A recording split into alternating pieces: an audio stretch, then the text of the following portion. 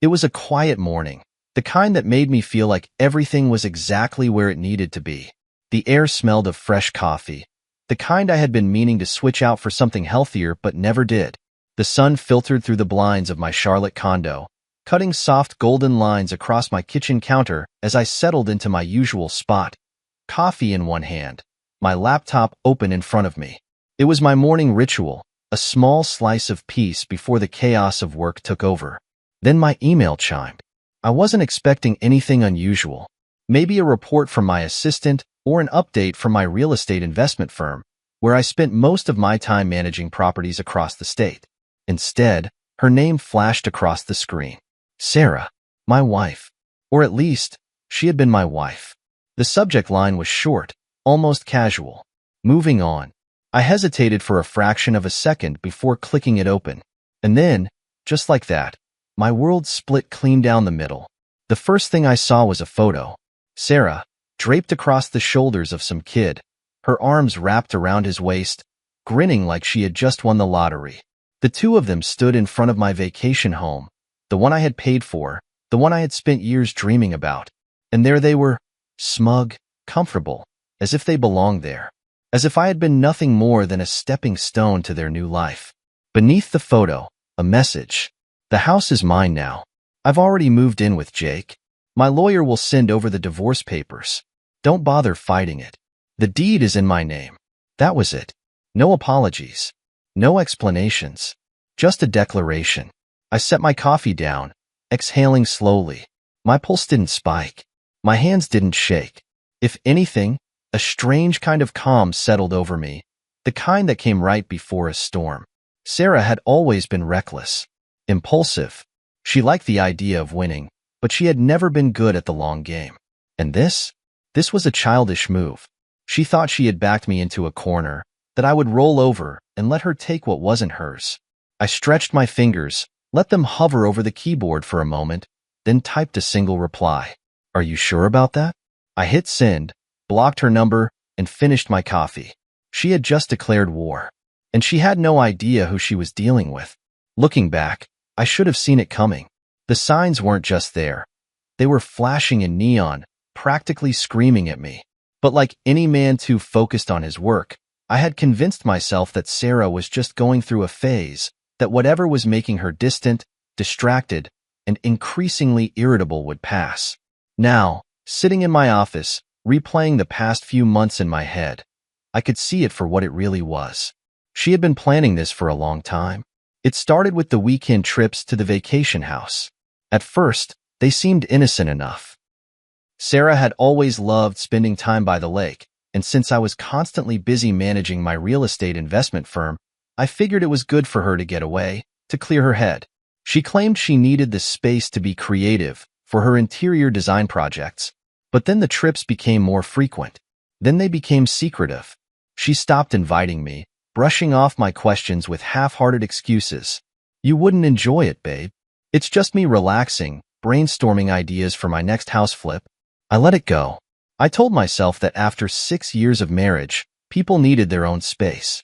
Then came the late-night phone calls.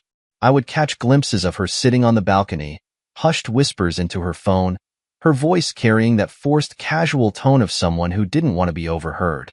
I asked her about it once. She gave me an exaggerated laugh and rolled her eyes. Relax, Jason. It's just my designer friends. We're brainstorming layouts. She had always been a good liar, but I had been a fool. The real wake-up call should have been the shift in the way she treated me. I still remember the night I told her about a huge investment deal I had closed. I was excited, proud, wanting to share the moment with her. It was a milestone deal, one that would secure us financially for decades. She had barely looked up from her phone. That's great, babe, she had said, her voice flat. No excitement, no pride, no nothing. That was when I should have known. Sarah had stopped seeing my success as ours. She had started treating it as hers. She loved to play the role of the successful investor's wife, the woman who rubbed elbows with the elite at real estate galas, the one who casually mentioned her involvement in my business to anyone who would listen. But the truth? She hadn't lifted a damn finger. Sarah was an interior designer who dabbled in house flipping, and by dabbled, I meant she had picked out throw pillows and wallpaper while I funded the entire operation. Her name was on the projects, but the money? The connections? The actual work? That was all me. The same went for the vacation house. It had been my dream. I had paid for it outright, thinking it would be a place for us to escape the stress of the city, a place where we could build memories. But Sarah had insisted on putting her name on the deed. It's for tax purposes, she had told me. Trust me, it's just a formality. I had agreed, mostly because I hadn't seen a reason to argue. What she didn't know was that before signing anything, I had my lawyer draft documents protecting my investment, because while Sarah liked to play the long game, I had spent years mastering it. And that house? It was mine. She had no idea how wrong she was. I leaned back in my chair, staring at my office ceiling. My hands curled into fists as I thought about that email again, the smug arrogance dripping from every word. She thought she had played me. She thought she had won. But she had made one fatal mistake. She underestimated me. I turned to my computer and logged into my security system. Months ago, I had installed cameras at the vacation home for insurance purposes, ensuring that if anything ever happened to the property, I'd have evidence. At the time, I hadn't realized they would serve an entirely different purpose. I clicked on the live feed, and there they were. Sarah and Jake, her new 23-year-old boyfriend, lounging by the pool, sipping champagne like they were celebrating a victory. Jake had the arrogance of a kid who had never built anything for himself, the kind of smug confidence that came from knowing someone else was footing the bill. He was wearing my bathrobe, drinking my whiskey, living in my house. I clenched my jaw, forcing myself to breathe. I scrolled back through weeks of footage. Sarah sneaking him in at night. Jake walking around shirtless, driving my car. The two of them hosting private little dinner parties, acting like they had already wiped me from existence. My chest tightened, but not from heartbreak. That wasn't what this was. This was strategy. Sarah had just handed me every piece of evidence I needed to destroy her. The money she had siphoned from our accounts, the property she thought she had stolen, the affair she had so carelessly paraded in front of my cameras. I wasn't going to scream. I wasn't going to cry. I wasn't going to send angry texts or drunken voicemails begging for explanations. I was going to be patient, because Sarah had declared war, and she was about to learn that I never lost. I leaned back in my chair, my fingers tapping against the desk as I let the reality of what I had just seen settle in. Sarah and her boy toy, Jake, lounging in my vacation home, sipping expensive whiskey they hadn't earned, parading around in what they thought was their new kingdom. It was almost laughable, the way they moved through the house like they had claimed it, like they had already erased me from its walls. I didn't feel sadness. That stage had passed the second I opened her email. What filled me now was something colder, sharper, a focused, simmering rage that wasn't about vengeance for the sake of ego. No, this was about correction, about making sure that Sarah learned exactly who she had tried to play. I turned back to the security footage on my laptop, rewinding to the earliest recordings. I wanted to see how far back this betrayal really went. How long had this been happening under my nose while I was too distracted by work to notice? A month, maybe two. The first few recordings showed Sarah arriving alone, bags in hand, the way she always had when she went on her so-called weekend retreats. Then, the changes started creeping in. First, small things. The way she spent more time outside on the deck, looking at her phone with an expression I hadn't seen in years. Excitement. The kind of look she used to give me. Then, Jake appeared. He didn't start off bold. The first recording of him showed him sneaking in late at night, Sarah waiting at the door, pulling him inside with a giggle, like a damn teenager. From there, they grew bolder. Jake started coming and going freely, moving around the house like he belonged there. Wearing my shirts, my cologne, driving my car. It was the kind of arrogance that came from a man who thought he had already won. I paused the footage, staring at the screen, my jaw tightening. They had no idea I had been watching them. But now? Now it was my turn to move.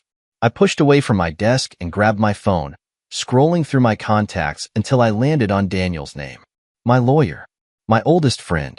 The man who knew how to turn a mistake into an execution. He picked up on the second ring. Jason. What's up? I didn't waste time. I need to make sure Sarah is removed from the vacation house. There was a short pause. You finally kicking her out? Something like that, I said, my voice steady. She thinks she owns it. Sent me an email this morning, flaunting her new boyfriend, telling me the house is hers now. She has no idea I have security footage of them living there like squatters. Daniel let out a slow, amused exhale. She really thinks she pulled this off, huh? She does, I confirmed. But we both know the deed may be in her name, but ownership isn't. Exactly, Daniel said, his voice turning sharp. You paid for that house in full, and we made sure you had the right documents to prove it. Sarah has no legal claim to it. She just thinks she does. And now I want to make sure she finds out the hard way. Daniel chuckled. All right. First things first, I'll start the eviction process. We'll hit her with a formal notice, giving her a week to vacate. If she refuses, we escalate. Perfect, I said. Anything else? I hesitated for a beat, then leaned forward, my voice lowering. She's been draining our accounts. I want to know where the money went. Daniel's tone darkened. How much are we talking? Over 150 grand, I said. Gone. A low whistle. Damn. All right. I'll pull the financial records and see where it went. If she moved it into an offshore account, we might not be able to get it back, but we can use it against her in court. Do it. I'll call you once I have something, Daniel said. I hung up and exhaled slowly, pressing my fingers against my temples. I had spent years building a bulletproof empire, carefully securing every asset, every investment, making sure that no matter what happened, I would never be taken advantage of. And now, Sarah was about to learn what happened when she tried. That night, I poured myself a glass of bourbon and pulled up the security feed one last time before bed. Sarah and Jake were in my living room, stretched out on my couch, watching a movie on my television. Jake had his feet propped up on the coffee table, looking completely at ease, as if he belonged there. Sarah leaned against him, sipping a glass of wine, laughing at something he said. It was almost funny, watching them, knowing what was coming, because by this time next week, they would be homeless. I took a slow sip of my drink, letting the warmth settle in my chest. I had no intention of sending Sarah a warning. She would find out when the papers hit her doorstep, and when she did, I hoped she looked back at this moment, this pathetic, delusional moment of triumph, and realized exactly what she had done. Because in less than 7 days, she was going to lose everything, and I was going to make sure she felt every second of it. The morning after speaking with Daniel, I woke up feeling something I hadn't in a long time, calm. Not the kind of calm that comes from peace, but the kind that settles in right before a battle. The kind that sharpens the mind, focuses the body, makes every move deliberate. I wasn't rushing into this. I wasn't acting out of emotion. I was executing a plan. And Sarah? She had no idea what was coming. I got dressed and made myself a strong cup of coffee, then sat down at my desk to check my financial accounts. I wasn't expecting anything new. I had already caught Sarah siphoning money, but I wanted to see just how deep the damage went. I logged in and scrolled through the transactions, my jaw tightening as the numbers loaded. There it was. $150,000 gone. She hadn't taken it all at once. That would have been too obvious. No, she had done it gradually, transferring smaller amounts over several months, slipping the money into an account I didn't recognize. A name popped up next to one of the transfers. JT Holdings. I frowned. That wasn't an offshore bank. It wasn't a foreign account hidden in some tax haven. I typed the name into a business registry search and hit enter. And that's when I felt my stomach turn. JT Holdings was registered under one name, Jake Turner. The little boy toy Sarah had left me for wasn't just some random fling. He was the one holding my stolen money. I leaned back in my chair, exhaling slowly. That changed things. This wasn't just a betrayal. This was fraud. I picked up the phone and dialed Daniel. He answered after the second ring. Tell me you have good news, he said. I let out a humorless chuckle. That depends on how you define good news. Talk to me. Sarah didn't just take my money. She transferred it into an account under Jake's name. Turns out he has his own little shell company. Daniel was quiet for a beat. That's interesting, isn't it? I said. almost like she wasn't just planning to leave me. She was setting him up with my money. That's not just theft, Jason, Daniel said, his voice taking on a sharp edge. That's financial fraud. We can take legal action. Freeze the accounts. Go after both of them. I smirked. That's exactly what I want to do. Daniel let out a low whistle. All right, let's start with an injunction to freeze the funds. I'll file the paperwork today. We need to move before they realize we're onto them. Good. Do it. One more thing, Daniel said. Eviction papers are going out today. She should get them in the next 24 hours. You want to bet how she reacts? I grinned. Oh, I already know. That evening, I logged into my vacation house security feed and pulled up the camera aimed at the front door. I didn't have to wait long. At 6:45 p.m., a process server arrived. A young guy in a button-up shirt and a leather folder tucked under his arm. He rang the doorbell. A few seconds later, Sarah appeared. She was wearing one of my old sweatshirts, her hair in a messy bun, a glass of wine in one hand. She probably thought it was a package delivery or one of her new furniture pieces arriving. But when the guy handed her the papers, her entire expression changed. She read the first few lines, and I saw it. The exact moment reality hit her. Her face blanched. Her mouth opened and closed, like she was struggling to form a sentence. Then, she looked up, furious. She said something too quiet for the cameras to catch, then slammed the door in his face. I smirked, sipping my bourbon. There it was. The panic. She had just realized she was standing in a house that wasn't hers. And soon, she wouldn't be standing in it at all. The next morning, Sarah tried to call me. I let it ring. Then, she sent an email. Subject, let's be adults about this. I opened it, already knowing what it would say. Jason, you don't have to do this. I know you're hurt, but we don't have to be cruel to each other. I just want what's fair. Let's talk. Fair.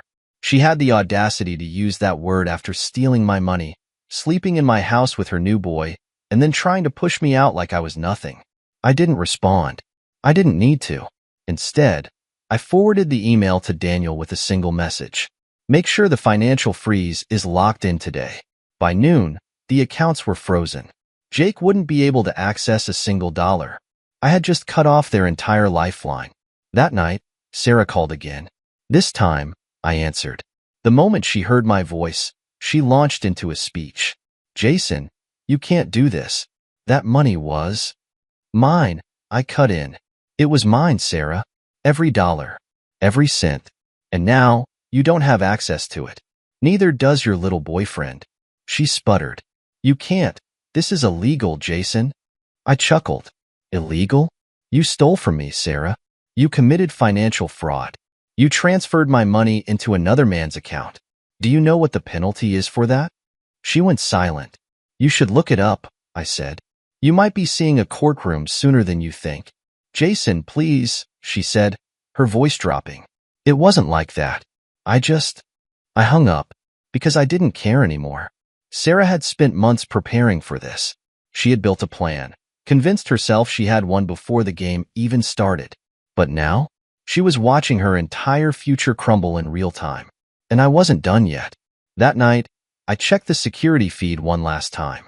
Jake was pacing around the living room, his hands in his hair, yelling at Sarah. She was on the couch, head in her hands. They were falling apart. And this was only the beginning, because soon, they wouldn't just be broke. They'd be homeless. The storm had officially begun. Sarah just didn't know how bad it was going to get. By the next morning, her accounts were completely frozen. No access to the money she stole. No way to fund her new life with Jake. She had played the long game, carefully siphoning my money into his name, thinking she was untouchable. Now, she was waking up to the reality that she had nothing. I sat at my desk, sipping coffee as I waited for the inevitable. It didn't take long. My phone rang. Sarah. I let it go to voicemail. Then it rang again and again. By the fourth call, I decided to pick up. I wanted to hear it. I wanted to hear the exact moment she realized how badly she had miscalculated. I answered, keeping my voice calm. Hello? Jason, what the hell have you done? I smirked, leaning back in my chair. Morning to you too, Sarah. Sleep well? You froze my accounts, she snapped. Do you have any idea what you've done? I let out a slow breath, feigning confusion. What I've done? No, Sarah. This is about what you did. You stole from me. You funneled money into your Boy Toys account like I wouldn't notice. And now? You're facing the consequences. Her breath hitched. It wasn't, Jason, listen. I know you're mad, but I didn't steal. You didn't? I interrupted. Then explain how $150,000 ended up in Jake's name. Explain why I have paperwork tying you to fraudulent transactions. Because I have everything, Sarah. Every single receipt. Silence. I could almost hear the gears turning in her head, the desperate search for an excuse that would get her out of this. Jason, we can fix this, she said finally, her voice softer, calculated. Let's just talk. Face to face. We were married for 6 years. That has to mean something. I smiled. There it was. The desperation. Sarah, I said evenly. The only thing that means something to me is watching you get exactly what you deserve. Then I hung up. By noon, Daniel called with an update. The court order is finalized, he said. Sarah and Jake can't touch those funds. Legally, it's frozen until we go to trial. But based on the fraud evidence, it won't even make it that far. The judge will award the money back to you. I grinned. So they're broke? Beyond broke, Daniel confirmed. And that's not even the best part. I raised an eyebrow. Oh, Daniel chuckled. Sarah's eviction notice was served this morning. She has 7 days to vacate. If she refuses, we file for forced removal. I let out a slow breath, nodding. Good. Keep me posted. Will do. But Jason? Yeah, this is going to get ugly. I smirked. It already is. That night, I logged into the security feed at the vacation house. Sarah and Jake were in full meltdown mode. Jake was pacing the living room, yelling, his hands in his hair. Sarah sat on the couch, her head buried in her hands. I turned up the volume. How the hell did this happen, Sarah? Jake snapped.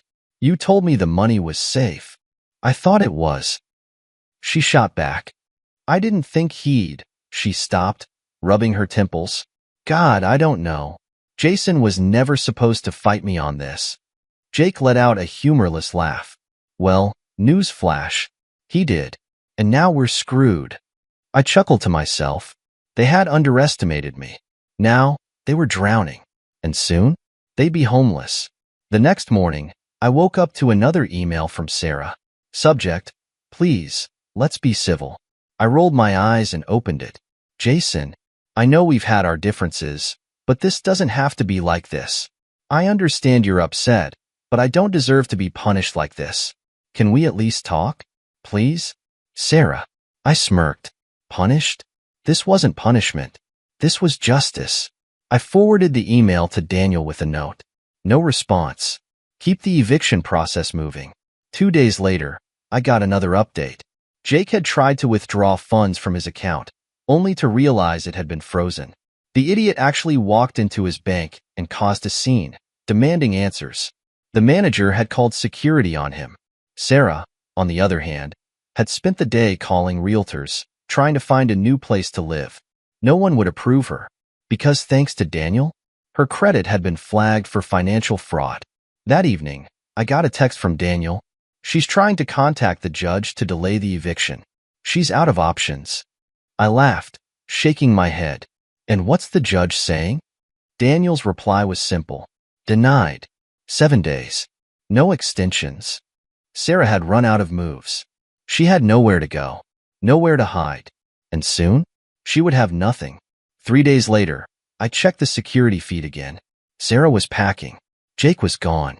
I raised an eyebrow, scrolling through the footage. He had left the night before, suitcase in hand, slamming the door behind him. I checked my email. A forwarded message from Daniel. Subject, Jake bails. Jason, looks like Jake jumped ship. I had a PI check. He booked a flight to Miami this morning. Looks like he's running. Daniel. I grinned. Jake was smart enough to know when a sinking ship wasn't worth saving. Sarah, on the other hand, she was still standing in the wreckage, hoping for a miracle. The final blow came the day before her eviction deadline. Sarah showed up at my office. She stood in the lobby, looking disheveled, desperate. I watched from behind the glass wall as my assistant told her, calmly, that I wasn't available. Sarah's face twisted. I expected her to scream, to beg. Instead, she turned, walked toward the door, and stopped. Then, without looking back, she left. That was it. The end of Sarah Carter. The woman who had tried to steal my future had just lost hers. And I had one. Sarah had never been one to admit defeat easily. She had always been the kind of person who twisted reality until it suited her, convinced that if she just lied well enough, if she cried at the right moment, if she played the victim perfectly, she could get away with anything. But not this time. This time, she had nothing left to twist. The morning of her final day in my house, I woke up early, poured myself a coffee, and opened my laptop. The security feed from the vacation home was already queued up. I didn't need to watch it. I already knew how this story ended. But there was something satisfying about seeing it unfold in real time. Sarah was standing in the middle of the living room, her suitcases half-packed, her face pale. She moved sluggishly, as if the reality of her situation had only just started to settle in. This wasn't just an inconvenience. This was her life unraveling. She picked up her phone, scrolling through her contacts, her fingers twitching slightly as she hovered over a name. Then, as if she had no other choice, she called me. I stared at the ringing screen, debating whether I should pick up. Then, finally, I answered. "Jason," she said, her voice small. I don't know what to do." I leaned back in my chair, taking a slow sip of coffee. "That's not my problem, Sarah." She let out a sharp breath. "You don't have to be like this." "Like what?" I asked calmly. "Like someone who refuses to be taken advantage of? Like someone who wants to see me suffer," she snapped. "I get it, Jason. I do. I hurt you. But what do you want from me? To see me homeless? Is that what this is?" I exhaled, shaking my head. "Sarah, you chose this. You wanted this. You wanted a life without me? Congratulations. You got it." She went silent. "You have until the end of the day to get out of my house," I said, my voice firm. "If you're still there by midnight, the police will remove you. Your choice." She let out a quiet, broken laugh. "You really hate me now, don't you?" I didn't hesitate. "I feel nothing for you, Sarah. Nothing at all." Then I hung up. At 5 p.m., I checked the security feed again. Sarah had moved to the bedroom, sitting on the edge of the bed, staring at the floor. She looked different now. Not like the woman who had written that smug email. Not like the woman who had flaunted her new life with Jake. That woman had been arrogant. This woman? She looked defeated. But it wasn't my job to feel sorry for her. She had made her bed. Now she had to lie in it. By 8:30 p.m., Sarah had packed what little she could carry. She was on the phone again, but this time, she wasn't calling me. She was calling her friends, her family, anyone who might help her. No one answered. The same people she had once bragged to about leaving me, the same people who cheered her on when she moved in with Jake. They had all disappeared, because Sarah had burned every bridge she ever had. Now, she was stranded, and there was no one left to save her.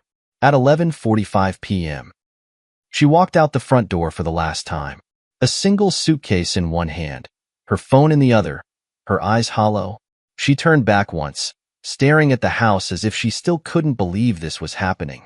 Then, without a word, she walked away. The door locked behind her. It was over. The next morning, Daniel called me. "She's out," he confirmed. "Sheriff's office went by this morning to confirm the eviction." She didn't fight it, just left quietly. I leaned back in my chair, letting out a slow breath. "Good. You okay?" I nodded, even though he couldn't see me. "Yeah, I am." Because for the first time in a long, long time, I finally felt free. For the next few weeks, Sarah disappeared. No emails, no phone calls, no more desperate attempts to talk. She had no money, no home, no boyfriend. Jake had left town, moving on to whatever easy scam he could find next. The money she had stolen was still frozen, and without a job or credit, she had nothing to fall back on. And me? I was moving on. I spent my mornings running my company, my nights reclaiming my time, my life. I even started traveling again, spending weekends at the vacation house, the way I had always meant to. And every time I sat out on the deck, looking at the view, I would think about how close I had been to losing everything. How close Sarah had come to taking everything I had worked for. But she didn't. She never could. Because in the end, she had played herself. 2 months later, I got one last email from her. Subject, can we talk? I hesitated before opening it. Jason, I know I don't deserve your time. I don't know where else to turn. I lost everything. I made a mistake. A terrible, terrible mistake. And I don't expect you to forgive me, but if we could just talk, if you could just give me 5 minutes, I would appreciate it more than you know. Sarah. I stared at it for a long moment. Then I deleted it. Because Sarah wasn't my problem anymore. She had made her choices. And now, she had to live with them. That weekend, I returned to the vacation house, opened a bottle of whiskey, and stood on the deck, watching the sun set over the lake. For the first time in years, I wasn't thinking about Sarah. I wasn't thinking about revenge, or betrayal, or what could have been. I was just here, and it felt damn good. The days after Sarah's eviction were eerily quiet. Not in a bad way. Not in a way that made me feel lonely or regretful. It was the kind of quiet that comes after a long, exhausting storm. The kind where you finally step outside, breathe in the fresh air, and realize you survived. She was gone. Her calls had stopped. Her emails had dried up. And, for the first time in years, my life belonged to me again. I wasn't spending my days watching for warning signs, second-guessing her words, wondering if she was lying, if she was scheming. That weight was gone. And in its place, freedom. Real, undeniable, unapologetic freedom. I poured myself a cup of coffee, standing at my kitchen counter, staring out at the city skyline. I had lived in Charlotte for over a decade, but I was seeing it differently now. This wasn't our city anymore. This wasn't our home. It was mine. And that realization? It felt better than I ever thought it would. Daniel called me later that morning, his tone casual. How's life as a free man? I smirked, taking a sip of coffee. Quieter. Better. He chuckled. Figured as much. Thought I'd give you a quick update. Sarah's been trying to fight the financial freeze, but the judge already ruled against her. She's not getting a dime. I leaned back in my chair, nodding. Good. She's also been couch surfing, Daniel added. Tried to rent an apartment downtown, but with her credit flagged, no one's biting. Looks like she's out of options. I didn't feel anything when he said it. Not pity, not satisfaction, just acceptance. She had made her choices, and now she had to live with them. Thanks for the update, I said, setting my coffee down. Anything else? Daniel hesitated. Yeah, actually, he said. There's something you should know. I frowned. What? Jake's back. I blinked, caught off guard. Back? You mean in Charlotte? Yeah, Daniel said. And not just that, he's been asking around about you. I let out a slow breath, rolling my shoulders. Why? Word is, he's pissed. He lost all that money, and now he's blaming you for it. I snorted. Blaming me? For getting caught stealing? Yeah, Daniel said dryly. Because that makes sense. I sighed, shaking my head. What's he doing now? Not much, Daniel said. Just talking. Running his mouth at bars, making threats he's too stupid to follow through on. But I thought you should know. I exhaled, my jaw tightening. Jake was nothing more than a cockroach scrambling after crumbs, hoping to find some way to recover from his own failure. And as much as I wanted to ignore him, I knew better. Because men like Jake? They got reckless when they had nothing left to lose. That evening, I went to O'Malley's, a bar I hadn't been to in months. It was one of those places where everyone knew everyone, a dimly lit spot where business deals were made over whiskey, where old money brushed shoulders with new. And apparently, it was where Jake had been running his mouth. I stepped inside, scanning the crowd, my eyes landing on him instantly. He was sitting at the bar, hunched over a drink, looking nothing like the cocky kid who had once strutted around my house. He looked wrecked, disheveled, angry, and when he looked up and saw me, his entire body tensed. For a second, he hesitated, as if debating whether to make a scene. Then, Against his better judgment, he got up and walked toward me. I didn't move. I just stood there, watching as he closed the distance between us, his hands clenched at his sides. "Jason," he said, his voice tight. I raised an eyebrow. "Jake."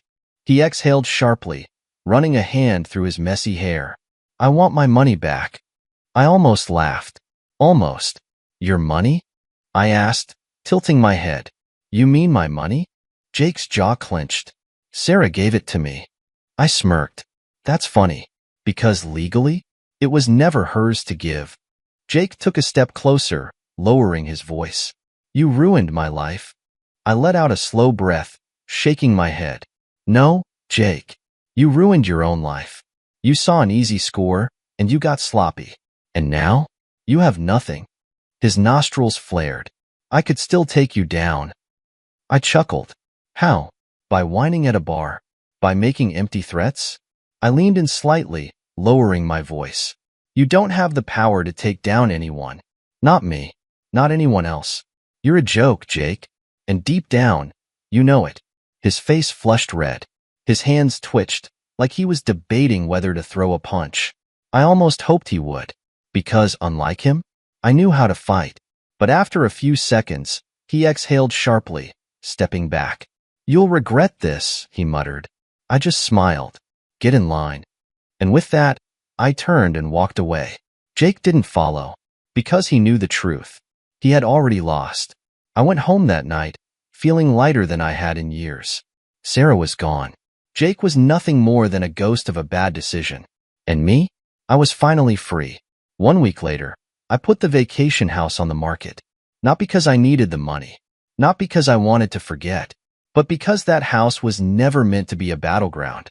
It was meant to be an escape, a place of peace. And after everything, I was ready for something new. So I sold it. Bought a new place. One that Sarah had never stepped foot in. One that was entirely, undeniably mine. And as I stood on the deck of my new home, a whiskey in my hand, watching the city lights flicker in the distance, I smiled. Because for the first time in a long time, I wasn't looking backward. I was looking forward. And the future? It had never looked better. 2 months had passed since I had wiped Sarah from my life.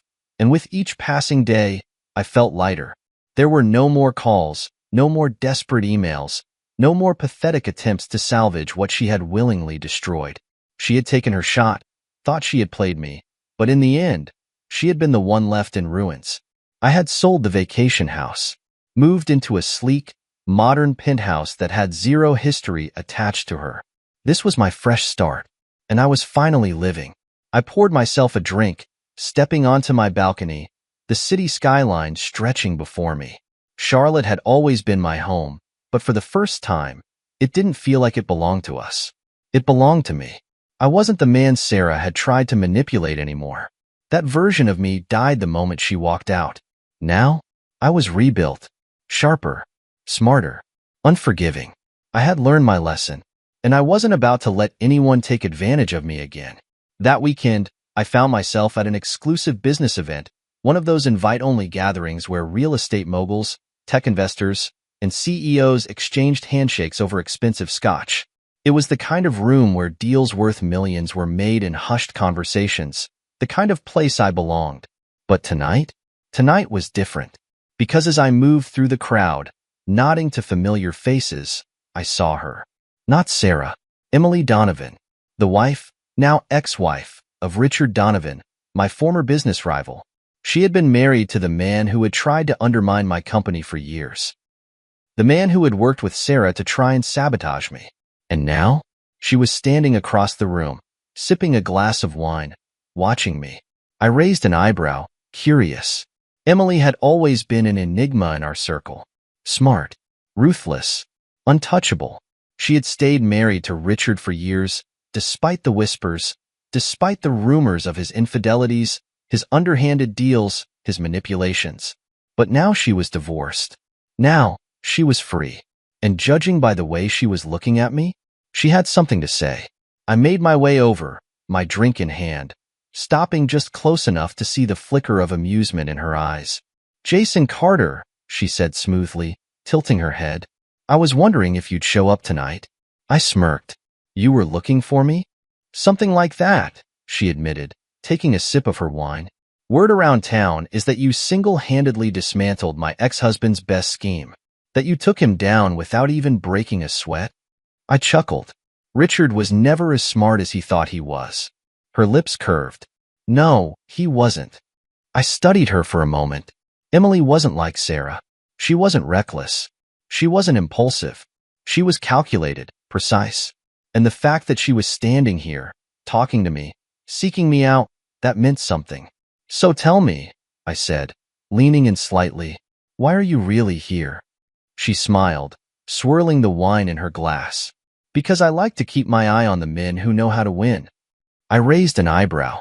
And I think you and I could be very useful to each other, she murmured. Business-wise, of course. Of course, I echoed, smirking. But we both knew that wasn't the only thing she was implying.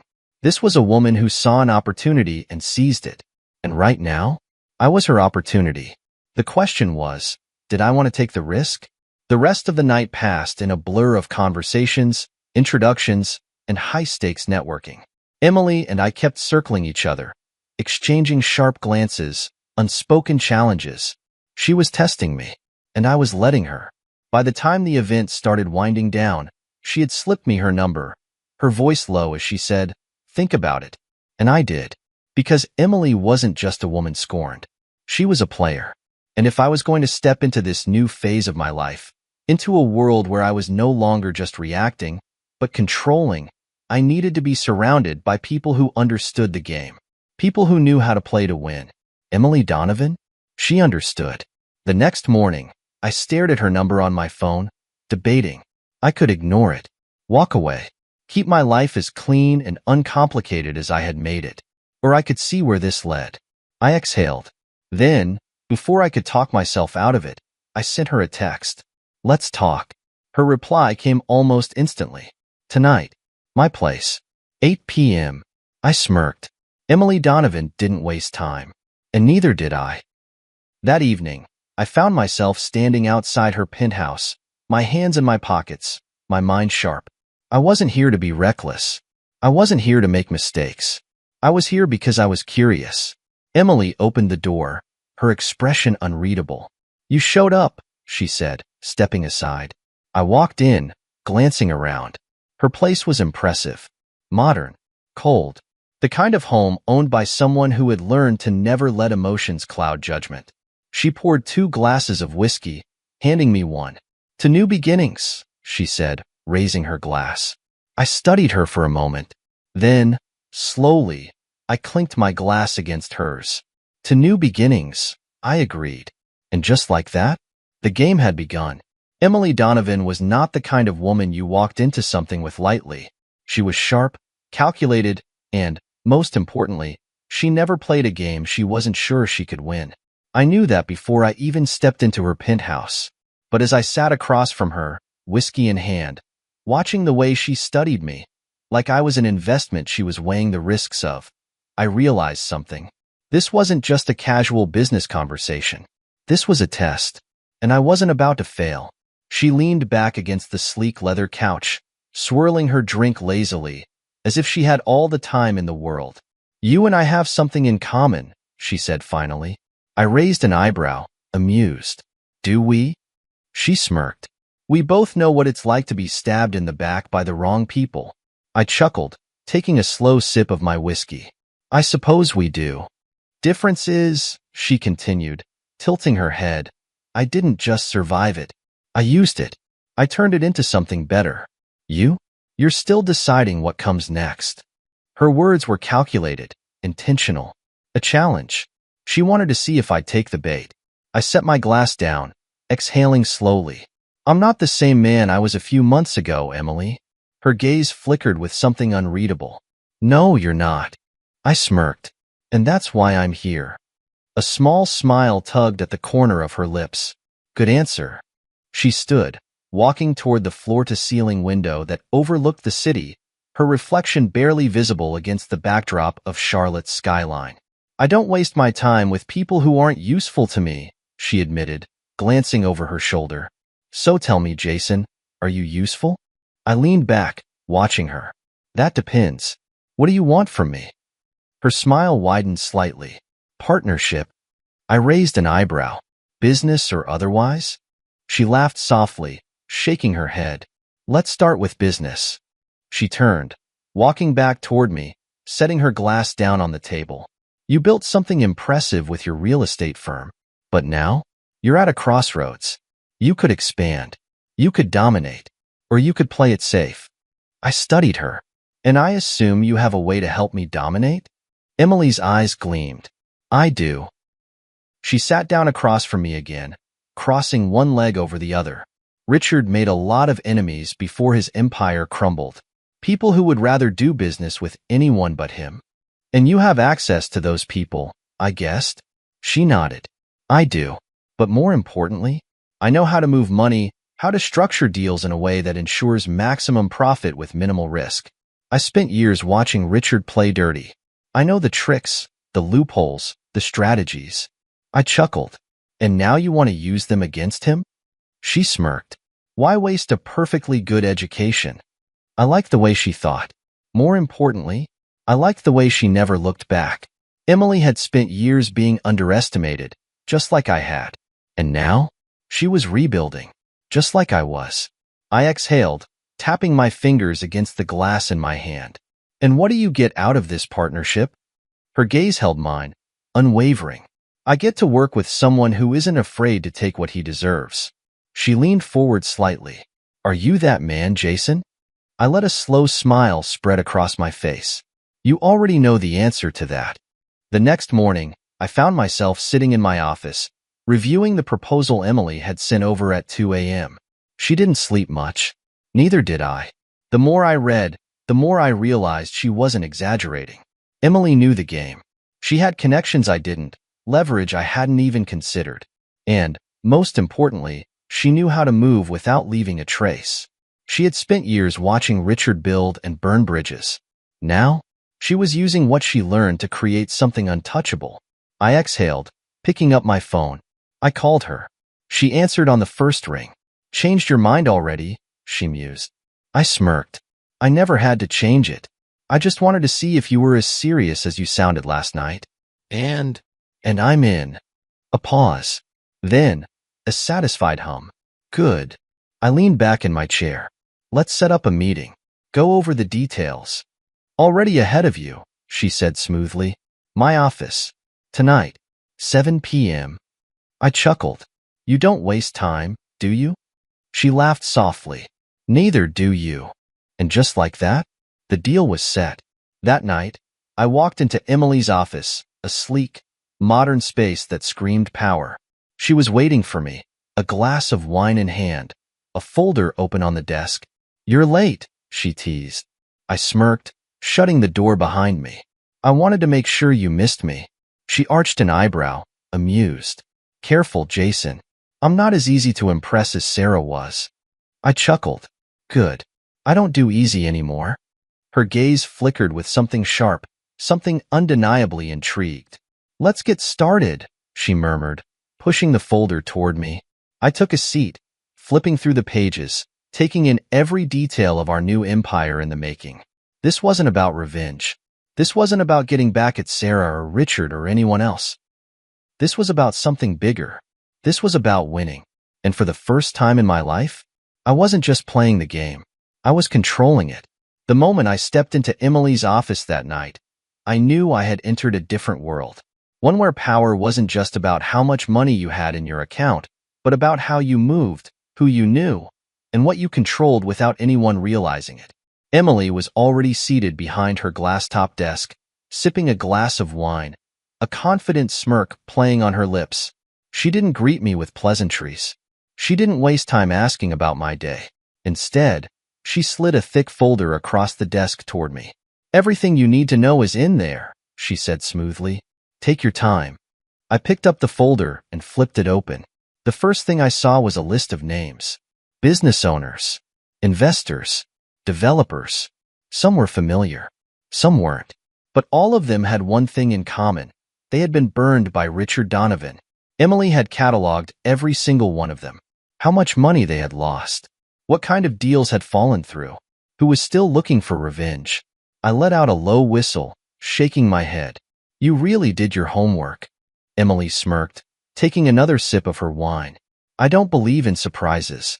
If I'm making a move, I know every possible outcome before I do it. I kept flipping through the pages. The second section was a financial breakdown. Emily had already lined up potential backers, silent investors who wanted in on real estate projects, but didn't want to be publicly attached to them. This is how we win, Jason, she continued, leaning forward. We take the best pieces of what Richard built and make them ours. The clients, the investors, the deals, everything he lost, we claim it, quietly, without him even realizing it's happening until it's too late. I smirked, setting the folder down. You want to dismantle his legacy. She tilted her head. I want to build our own. I exhaled, leaning back in my chair. And what's your role in this? She smiled, a slow, knowing smile.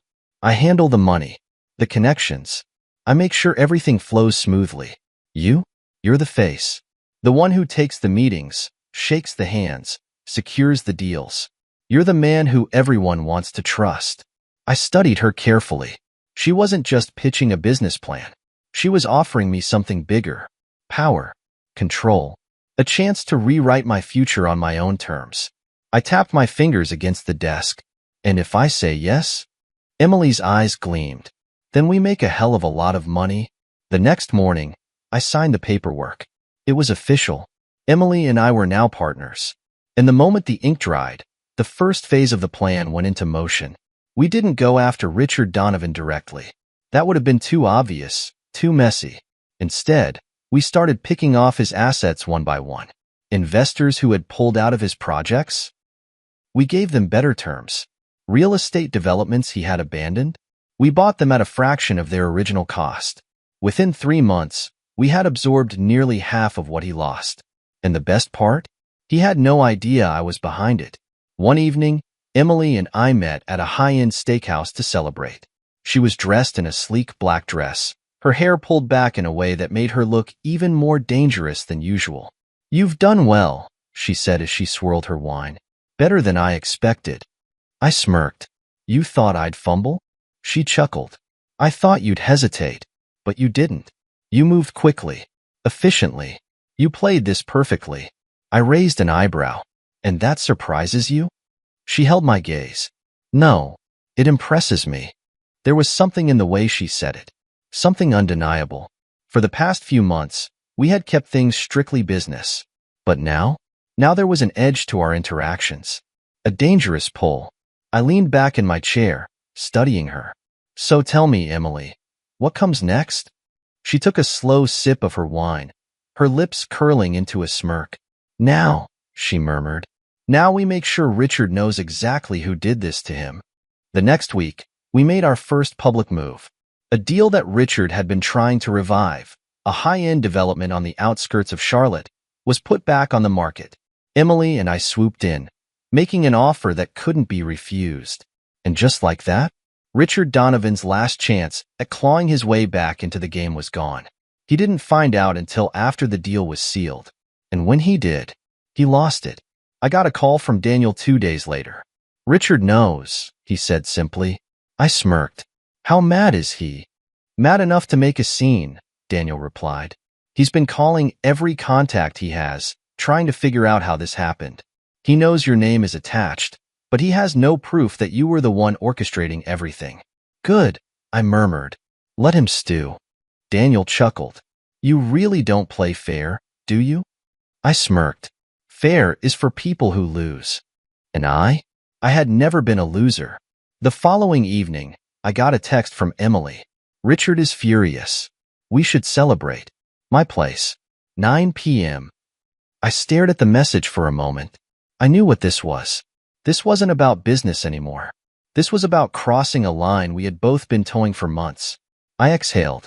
Then I typed a reply. On my way. When I arrived, Emily was waiting for me with a glass of whiskey in hand.